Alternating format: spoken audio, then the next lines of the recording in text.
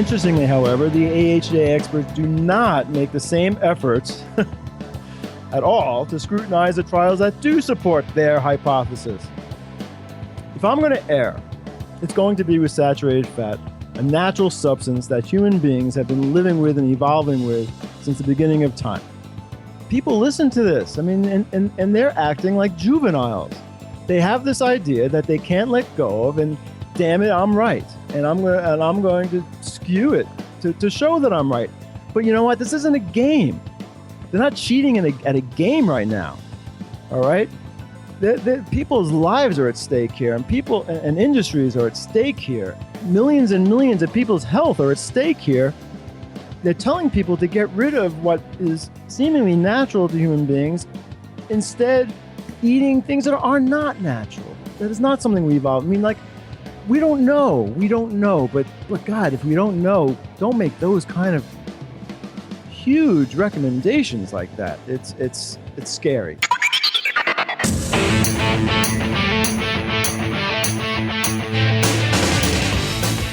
Hey, InForm Nation, welcome to episode number 34 of the InForm Fitness Podcast, 20 minutes with New York Times bestselling author Adam Zuckerman and friends. And I really think today, this episode, might be the first 20-minute episode we've had in quite a long time.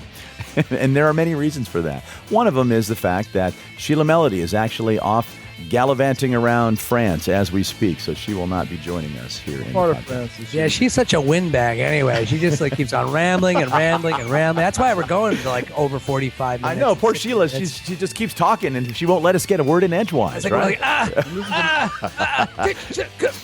She is throwing things at her radio right now, listening to this. Listen to Mike putting down Sheila without her here to defend herself. Honestly, it was supposed to be really ironic because we all know that I got nothing to say and keep talking now. And Sheila's always just jumping. Because Mike didn't think I was being sarcastic.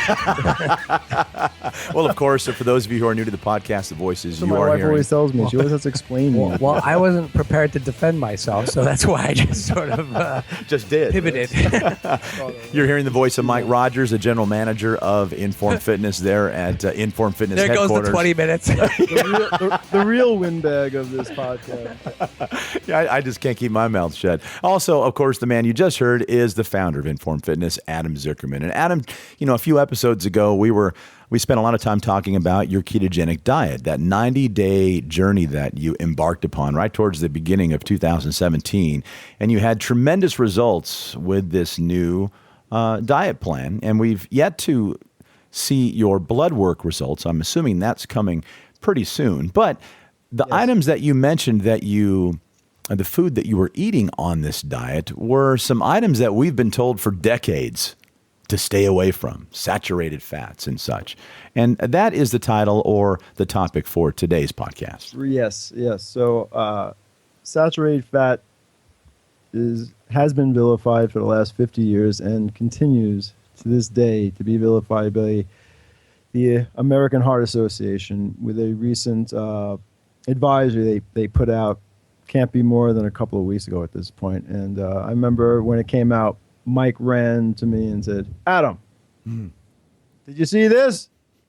Right, Mike? That's Yeah. So I was like, Adam, did you see this? No, something, just like that. Just like that. Adam, Just like that. Adam, pause. Did you see this? Question mark. Just for effect. Right. No, well, here's the deal. Something, we're always bringing things to each other's attention, when we see something published online. And frankly, the first thing I saw was about 2 weeks ago was a headline that says, it turns out coconut oil is bad for you. I saw the same thing. Says the AHA. And I was like, whoa, okay, all right. Well, I cannot wait to read this because the AHA, the American Heart Association, is revered that's institution. That's what I get very excited about it. And I've been excited to actually read studies, not just articles. Ever since I read Good Calories, Bad Calories by Gary Taubes about 12 or 13 years ago. And because, that was, I don't know when it was. Who knows? It was a long time ago, it seems like.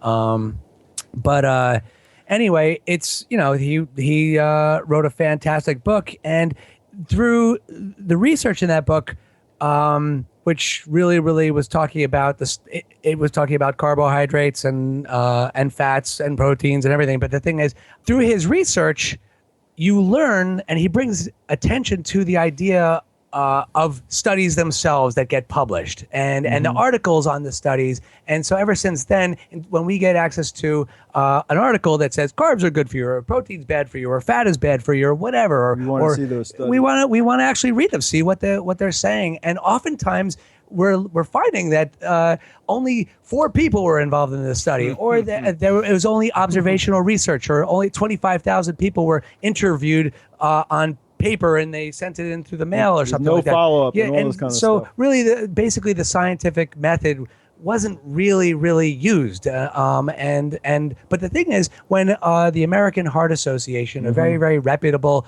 organization that is respected by your physicians who are giving you advice and all sorts of stuff, it's a shame to see that oftentimes this stuff is much more questionable than it is substantive. And so anyway, I saw this article, and it's funny because a couple months ago, I get clients who send me articles that are just like, it's with similar type of headlines, like, Mike, you see, and I'm just like, this came out of Tufts University by the American Dietetic Association or so-and-so. And I'm just like, well, it was also sponsored, but they're trying to tell you that whole grains are good for you, but the study was sponsored by or paid for by General Mills and the Department of Agriculture, 2 organizations that want you to eat more Cheerios. And then you look at the study itself, and it actually has almost nothing to do with the headline. Sometimes things are interpreted in such ways. Anyway, so Adam prepared a little, he wrote out a nice little commentary, and I think this is going to be a little bit of a unique podcast because it may seem a little lecture-y, but we're going to hopefully have a little discussion about it, but we're going to keep it short and sweet, and he'll explain why. So when Mike brought this to me, and I had already heard about it, but I was rolling my eyes about it before I even read it. When he brought it to me, I said, yes, Mike, I did hear about it, but I haven't actually read it yet. And so, of course, I ended up reading it that evening. It's like 30 pages long. And, well, quite honestly, it's a complete rehashing of what the AHA has been saying and arguing for 50 years now. And there was nothing, believe it or not, in it that was new. And I don't want to sound conspiratorial, but for whatever reason, the American Heart Association continues to cherry-pick studies, old flawed studies, by the way, that support their hypothesis. They can't get over the fact that they believe, and will do anything to support this belief, that saturated fat causes heart disease. Now, again, this has been going on for like 50 years. And unfortunately, they're using pretty shady techniques to come to these conclusions. Techniques that are basically, cherry picking the studies that support their argument. Now, the big travesty here to me is that I don't understand why the whole scientific community and the press, for that matter, the media, aren't screaming dirty pool. It baffles me that they're not saying, hey, you're rehashing the same old crap that you've been rehashing for the last 50 years. Maybe because most people feel that saturated fat must be bad for it. Maybe everyone believes that saturated fat must be bad for it. After all, we've been hearing it for the last 3 generations. Anyway, so I have to say, first and foremost, that I don't know whether saturated fatty acids or SFAs or saturated fat is bad for you. I don't know. I don't think they are. But I don't know for sure because we don't have enough evidence to say that. With all the studies that have been done, we still can't definitively say that saturated fatty acids are bad for us and cause cardiovascular disease and kill us early. No studies have shown that yet. No good studies anyway. But the thing is, the AHA doesn't know this either. But they want so badly to believe that saturated fat is bad that they talk themselves into it and manipulate the facts to fit their belief. Therefore, the AHA included only the research that supported what they know must be true, and that is saturated fat is bad. Now, the AHA concluded that only four clinical trials, have ever been done with what they say sufficiently reliable methodology to allow them to assess the value of replacing saturated fats with polyunsaturated fat. And they've concluded, by the way, that this replacement will reduce heart attacks by 30%. 30%. That is such a huge number to say and advise people and tell people based on such horrible and selective clinical trials. Now, the AHA experts have systematically picked through all the other studies and found reasons to reject all the studies that didn't find such a large positive effect, meaning that 30% reduction in heart disease, including a significant number of studies that happen to suggest the opposite. That saturated fat definitely does not cause heart disease. For those trials, they rejected them and told you why they rejected them, that they were flawed for this reason and that reason, bias, not blind studies, the sample sizes are too small. And that's fair enough. They're correct. Interestingly, however, the AHA experts do not make the same efforts at all to scrutinize the trials that do support their hypothesis. Included in some of those studies that they rejected to include in their hypothesis are the Minnesota Coronary Survey, the Sydney Heart Study, and the largest single study ever conducted so far called the Women's Health Initiative.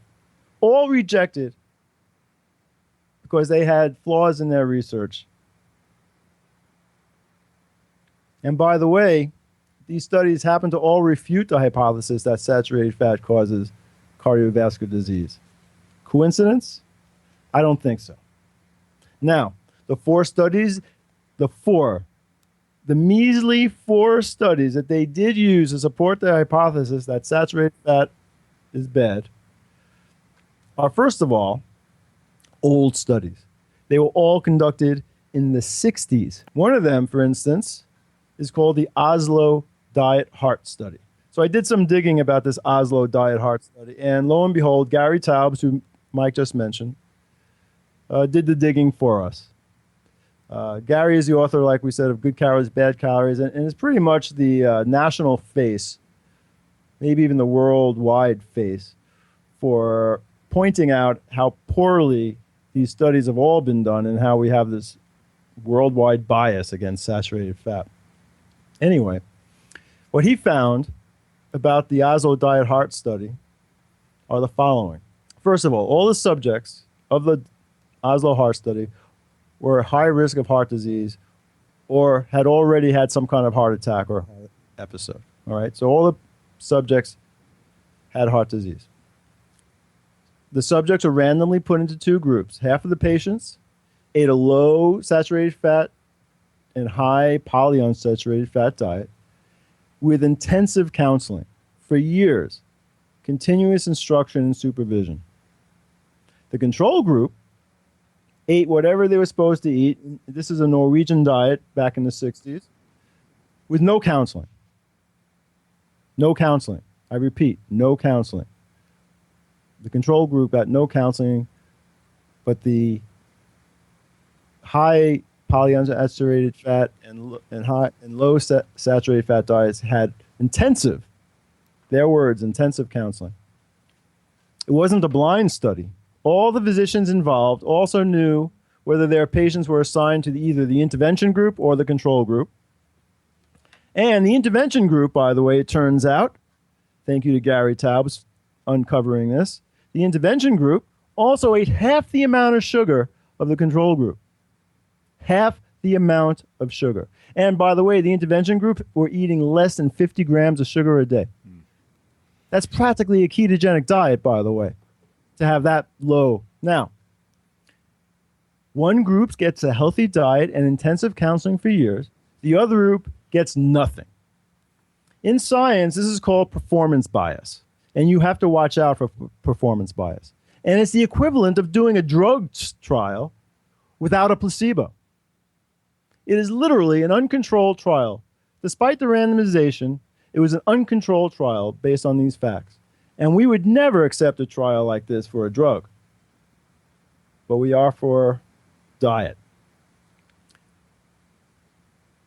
Now, not only that, but the variables were more than one, there was more than one variable changed here. If we found out that they were eating half the sugar, now we don't know if it's the fact that they were eating or not eating saturated fats that caused this drop, or maybe it was the fact that they stopped eating sugar that caused this drop in cardiovascular disease. So we don't know. This study needs to be rejected. And they rejected all the other studies for reasons less than that. But they didn't reject the Oslo study, and it needs to be rejected. Now, there was another study that they used out of the four, what's called the Predimed trial. Yeah. Excuse me. Right? That's a big trial, obviously. Yeah. I got Predimed trial. That truck liked it. Probably the most famous study that made the Mediterranean diet so popular. This was also included by the AHA. And guess what? I'm not going to get into all the details. You can look it up yourself. But the same issues existed as the Oslo study. The same kind of problems associated with that as well. All right? Must reject. Same problems. No intervention for the control group, et cetera, et cetera. Must reject. So here's the kicker. The AHA experts actually acknowledge that they're discussing the same decade-old trials and that these trials cannot resolve this controversy. And this is what they say in this advisory that just came out. They actually said it in the advisory. And I'm going to read this from the study, which is funny because, again, the press doesn't talk about this comment. They talk about how they just said 30% reduction is necessary in saturated fats, and coconut oil is, since it's 82% saturated fat, that is the number one thing that should go, coconut oil. All right, this is what they wrote. The core trials reviewed in this section were started in the late 1950s and early 1960s. Readers may wonder why at least one definitive clinical trial has not been completed since then. Reasons include the high cost of a trial having upward of 20,000 to 30,000 participants needed to achieve satisfactory statistical power.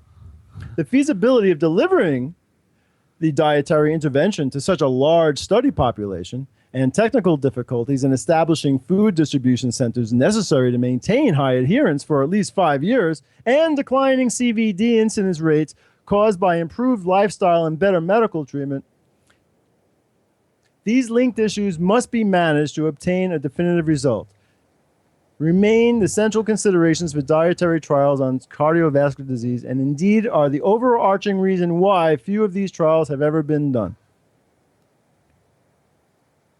So they're basically saying, all right, they're basically negating any conclusions that they have from the study they just published. They're basically saying that a study to really definitively prove that saturated fats are bad or good can't be done. That they quit.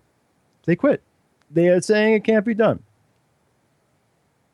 So why are they including the trials that support their argument? Because they aren't even close to those kind of standards.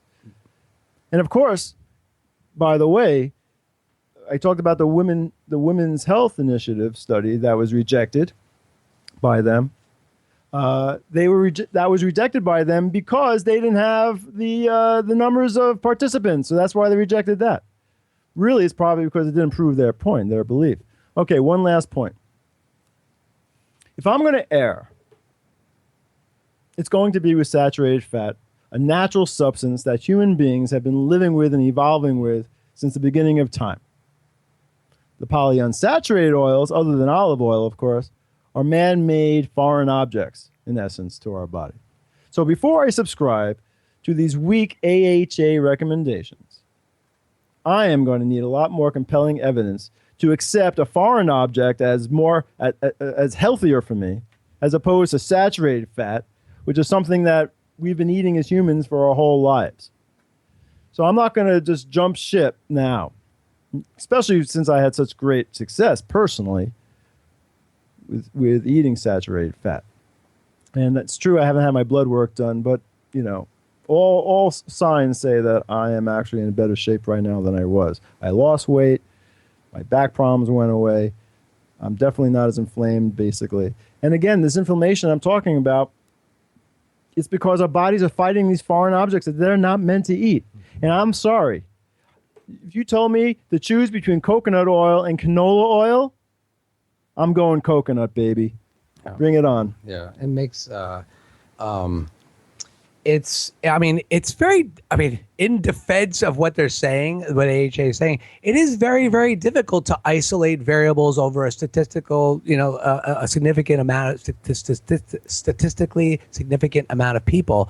But Adam was just mentioning, he's like, if I'm going to err towards one thing based on what we see and what we can, infer from what's in front of us, it makes a lot more sense to at least go towards something like that. And that's what basically they're showing us in this study, is that they haven't successfully been able to isolate this variable and show the ramifications of it. They can create all sorts of correlative evidence, but really that's what they should be saying, is AHA has found some correlations that saturated fat may be bad for you, but we have not proven it. And in fact, there are certain situations where people have had ketogenic diets with high saturated fat and have had very successful results in improving their cardiovascular system. But they rejected those. They rejected those studies, Yes. even though because they were flawed. Yes, and not that their studies aren't flawed. The ones they're using, they're not flawed. But Or the other ancient. ones are. Yeah. Right. I'm just saying, it's just like there is just no proof, and to actually prescribe that type of thing, and we're to be such a highly respected organization, which most doctors are they tell their patients based on this type of evidence or whatever is published. If they even, who knows how many of them actually read the studies. Well, that's the real crime here. I mean, people listen to this. I mean, and they're acting like juveniles. They have this idea that they can't let go of, and damn it, I'm right, and I'm going to skew it to show that I'm right. But you know what? This isn't a game. They're not cheating at a game right now. All right? People's lives are at stake here, and people and industries are at stake here. Millions and millions of people's health are at stake here. They're telling people to get rid of what is seemingly natural to human beings, instead eating things that are not natural. That is not something we evolved. I mean, like, we don't know. But God, if we don't know, don't make those kind of huge recommendations like that. It's scary, and it really scares me. Yeah, and the thing is, it's the conclusions. There's a context. For example, saturated fat actually could be bad for your cardiovascular system if it is in the context of eating a lot of carbohydrates. Seriously, We don't know if it's bad because it's in the context of carbohydrates. It was just the carbohydrates themselves. Correct. We don't know. We don't know. When you're changing all these variables, that's the point. We don't know. I mean, who knows if it's bad? I don't think it is bad for us. All right? The onus is to prove that saturated fats are bad for us before you tell us not to eat them. So where are those studies? Where are those studies as to whether or not the combination of various foods? They are right. They are right by saying that it would take a huge, huge effort. I mean, Gary Taub started Newsy to really try to raise money to do a study that will once and for all, try to get to the bottom of this. But it's nearly an impossible task. To get it funded? I think it's going to happen. Yeah, funded and done. I mean, but hopefully, who knows? Well, I personally think it will happen in the future, because you want to get volunteers to participate in the studies. And the thing is, if saturated fat has been vilified historically for a long enough time, it's literally, I think there's some people who think that there's an ethical dilemma in saying, hey, let's see how, if we stuff some people with saturated fat and see how they're going to do. The thing is, it's kind of like, hey, let's see how heroin's going to be for some people and how not heroin's going to be for other people. And I think sometimes, because of the history that saturated fat has become, there may be somewhat of an ethical dilemma in actually trying to recruit those people. That's true. So maybe they're not just bad infantiles that are afraid to bruise their ego. Maybe it's just because they're afraid that if they said that saturated fat is not so bad, then maybe they're afraid that we're going to start all of a sudden eating bacon for breakfast every single day. But you know what? Well, that more- might be okay. Yeah, I mean, it's- compared to eating boxes of cereal every that's right. day. more and more every day. There are more and more people having a paleo style lifestyle or a ketogenic lifestyle, and we're seeing a lot more people who are doing these quote unquote alternative diets that are actually people are having incredible health benefits from it. And so I And think we're going to interview one of those people, by the way, Annie. Oh yeah. One of our clients will be on one of the podcasts Who coming worked up in with the a next. dietitian, that's not a hack like us. She worked with a real dietitian. It Well, wasn't just our trainers telling her to just eat fat. It was she was under and she had great results with a low carbohydrate, relatively high saturated fat. Well, diet. let's get her on relatively quickly if we can, too, because, we in this podcast, the life of this podcast, we're looking at about 34, 35 episodes, and the lion's share of the episodes are about exercise and intensity.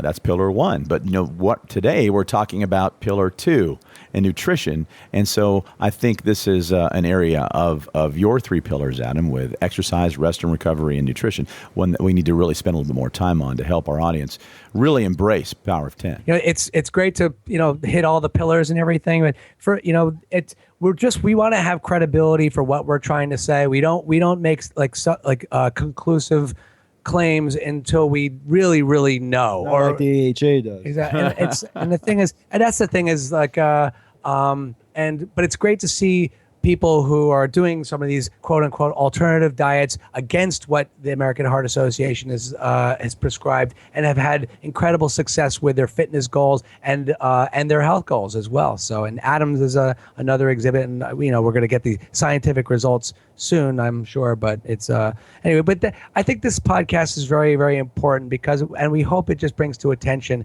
just that we don't just read the headlines. See if you can click on the actual study. See if you can understand it the best you can. Consult somebody who, and bring it to your doctor. Say, hey, what about this? What about that? Or someone who you think might have a better idea of they're talking about. But we do need to be a little dubious of some of these organizations that the medical world has put a lot of stock in. Mike and Adam, thanks for a great discussion here on the InForm Fitness Podcast. Now, InForm Nation, we invite you to read that USA Today article titled, "Coconut Oil Isn't Healthy, It's Never Been Healthy." Then review the American Heart Association study for yourself titled AHA, Presidential Advisory on Dietary Fats and Cardiovascular Disease. And of course, for your convenience, we'll have a link to the article and that study in the show notes. You might remember we were hoping to have special guest bodybuilder and biomechanics expert Doug Brignoli on the show this week, but we had some Skype issues that we hope to have resolved here in the next couple of weeks, so looking forward to having Doug on the show with us very soon. If you are an exercise enthusiast and maybe you found this podcast via a search through iTunes, iHeartRadio, Stitcher, TuneIn, or even on YouTube, but you haven't yet given this Power of 10 slow motion high intensity strength training a try for yourself, what are you waiting for? Click on over to informfitness.com for locations across the U.S. Now, if you're not near an InForm Fitness location, you can click the link in the show notes, and that will direct you to Amazon so you can pick up Adam's book, Power of 10, the once-a-week slow-motion fitness revolution, because inside the book, you'll find several demonstrations of exercises that you can perform in the comfort of your own home or even at a local gym. Thanks again for listening to the InForm Fitness Podcast. And for Adam Zickerman, Mike Rogers, and Sheila Melody of InForm Fitness, I'm Tim Edwards with the Inbound Podcasting Network.